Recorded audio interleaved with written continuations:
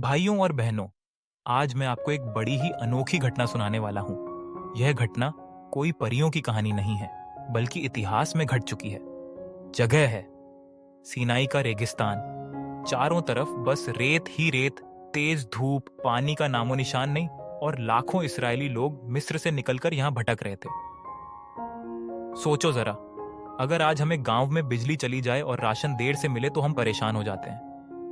तो उन लोगों का क्या हाल हुआ होगा जब इतने बड़े रेगिस्तान में उनके पास न खाना था, न कोई दुकान, न कोई खेती। बच्चे रोते होंगे, बूढ़े हांफते होंगे। भूख इंसान को कितना बेचैन कर देती है, ये हम सब जानते हैं। तब लोग मूसा से शिकायत करने लगे, मूसा, तू हमें यहाँ मरने के लिए क्यों ले आया? कम से कम मिस्र में तो हांडी में मांस मिलता था, रोटियां मिलती थी। देखिए, इंसान की फितरत यही है। परमेश्वर के प्लान को समझना नहीं चाहते, खुद का प्लान बनाते हैं, और जब ठोकर खाते हैं तो कुड़कुड़ाने लगते हैं। लेकिन दोस्तों, परमेश्वर की योजनाएं हमसे बड़ी होती हैं। उस रात मूसा ने लोगों को समझाया कि कल तुम एक चमत्कार देखोगे। और सचमुच, अगली सुबह जब लोग उठे तो उन्होंने देखा रेगिस्तान की जमीन पर सफेद सफेद दाने जैसे ओस की बूंदें सूख कर रह गई हों। उन्होंने छक्कर देखा तो मीठी सी रोटी जैसी लगी। उन्होंने पूछा, ये क्या है? इसलिए उसका नाम पड़ा मन्ना, जिसका मतलब है यह क्या है।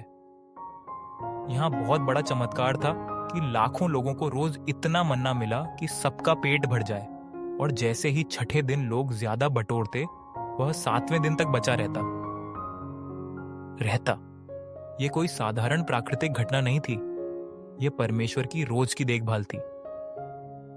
अब जरा सोचो, हर सुबह लोग अपने तंबुओं से बाहर निकलते, टोकरी उठाते और रेगिस्तान की रेत पर बिखरी हुई यह आसमान की रोटी बटोरते। बच्चों के लिए यह खेल जैसा रहा होगा, और बड़ों के लिए जीवनदान। परमेश्वर ने एक बात भी सिखाई कि रोज का भरोसा मुझ पर रखो, जरूरत से ज्यादा इकट्ठा मत करो। अगर कोई लालच में अधिक जमा करता तो वह सड़ जाता और उसमें कीड़े पड़ जाते। यह बात हमें भी सोचने पर मजबूर करती है। आज हम भी कई बार बहुत सारा जोड़कर रखना चाहते हैं, पैसा, सामान, रिश्ते, और चिंता करते हैं कि कल क्या होगा। लेकिन परमेश्वर कहता है, हर दिन की चिंता उसी दिन के लिए काफी है, मैं तुम्हें रोज संभालूंगा। दोस्तों, यह मन्ना कोई साधारण चमत्कार नहीं था। यह घटना 40 साल तक चली। सोचो जरा, 40 बरस तक लाखों लोग रेगिस्तान में घूमते रहे, न खेत, न मंडी, न रसोई, लेकिन हर सुबह रोटी आसमान से बरसती रही। ऐसा इतिहास में कभी नहीं हुआ। भूगोल के हिसाब से देखें तो सीनाई रेगिस्तान बहुत कठोर है। दिन में 40 से 45 डिग्री तक गर्मी, रात को ठंड, पानी मुश्किल से मिलता है। ऐसे माहौल में इंसान एक हफ्ते भी नहीं टिक सकता। लेकिन परमेश्वर ने उन्हें सालों तक जिंदा रखा। यह सिर्फ भूख मिटाने के लिए नहीं था, बल्कि यह याद दिलाने के लिए था कि इंसान सिर्फ रोटी से नहीं जीता, बल्कि परमेश्वर के हर वचन से जीता है। आज से जीता है। यहाँ एक और रोचक बात है। यहूदी लोग आज भी जब पास्का और अन्य त्योहार मनाते हैं तो मन्ना की याद करते हैं।